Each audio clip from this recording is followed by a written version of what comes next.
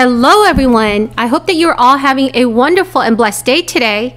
Some Americans will be receiving an additional stimulus check this very week. Senate Minority Leader Mitch McConnell is willing to spend more money on President Biden's new infrastructure package. A few lawmakers want less Americans to be eligible to receive a fourth stimulus check. Here is your daily news report and fourth stimulus check update. This coming Friday evening, I will be giving away another $75 Amazon gift card. To enter, all you need to do is subscribe to my channel, like the video, and also comment below. Thank you so much, everyone. Republican Senate Minority Leader Mitch McConnell signaled in a new interview that he is open to an infrastructure spending bill, totaling as much as $800 billion. Mitch McConnell told public television the proper price tag for what most of us think of as infrastructure is about $800 billion. What we've got here can best be described as a bait and switch. Mitch McConnell indicated last week that Republican lawmakers were open to a roughly $600 billion bill, while President Joe Biden's team at the White House has proposed a $2.25 trillion spending proposal that would fund the country's bridges, roads, and tunnels, and set aside more funding to help states beat this crisis. Just two quick ones on the economy. Senator Mitch McConnell said that based on the meeting yesterday, the president understands that the 2017 tax law is no longer a part of the conversation about financing any bipartisan infrastructure deal. Is that an accurate assessment of the state of play? Well, what the president understands is there's agreement, as is evidenced by Senator McConnell's comments, that we need to invest in infrastructure. We need to create jobs, that bridges are not Democratic or Republican. They don't have party affiliation, it turns out. How to pay for it has long been the area where we need to find more common ground. The president's proposed a way to pay for it. We have not seen proposals that wouldn't raise taxes on people making less than $400,000 a year. So if they feel that changing the 2017 tax laws, bringing it back to the rates that were the rates when George W. Bush was president, raising taxes on just 1% of Americans is not the way to do it, then we welcome what their alternatives are. Just kind of a broader economic question. The UI numbers kind of underscoring it's kind of been a bumpy last couple of weeks, which I think everybody kind of expects coming out of a once-in-a-century pandemic. But you characterize how important is the economic recovery continuing at a decent pace to your broader legislative goals? Like, does that underpin your ability to do the scale of the things that President Biden's put on the table? Well, I would unpack that a little differently. Of course, over time, these are twin crises that are related. But the proposals the president has made for the American Jobs Plan, for the American Families Plan, there are certainly some impacts that will be very beneficial over the short term. Additional assistance for childcare, of course, beginning to put more and more people back to work. We know there's more we need to do. More than 8 million people are still out of work. But these are also proposals and ideas that have a long-term impact. Last week, Biden traveled to Louisiana to sell the infrastructure package, while Republicans say it is loaded with Democratic pet projects.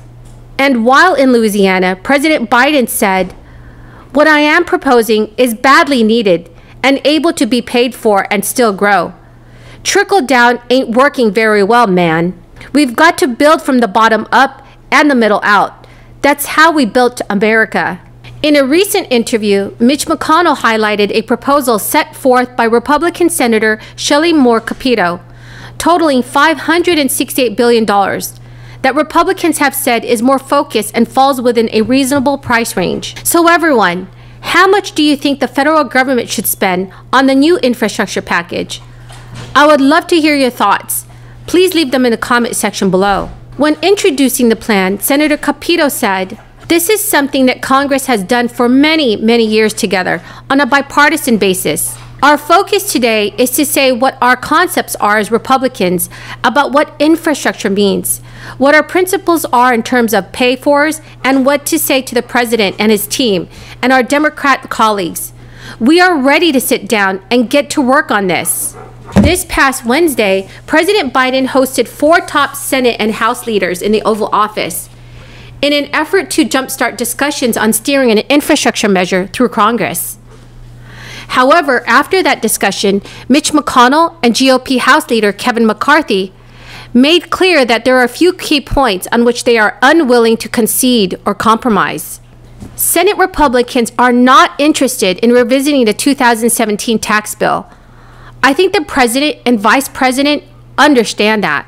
The biggest disagreement right now is how the infrastructure package will be paid for. To pay for his infrastructure measure, President Biden has proposed raising corporate taxes, and to pay for his family's plan, he's seeking to impose higher taxes on the richest Americans, who, he says, have gone far too long without paying their fair share. Kevin McCarthy told reporters, "I think there's a place that we can find bipartisanship. One thing I brought up to the president, we have to first start with a definition of what is infrastructure. That's not home health. That's roads, bridges, highways, airports, broadband. Those are the places we can find common ground to work together." Now, if you haven't received your $1,400 third stimulus check yet, your stimulus payment may finally arrive this week. A new batch of $1,400 stimulus checks has been issued to millions of Americans, bringing the total number of payments sent out to about 165 million, or $388 billion.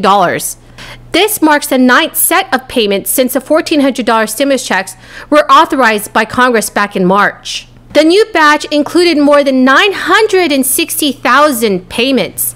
About 500,000 of those payments were made via direct deposit, while the rest were sent via paper check.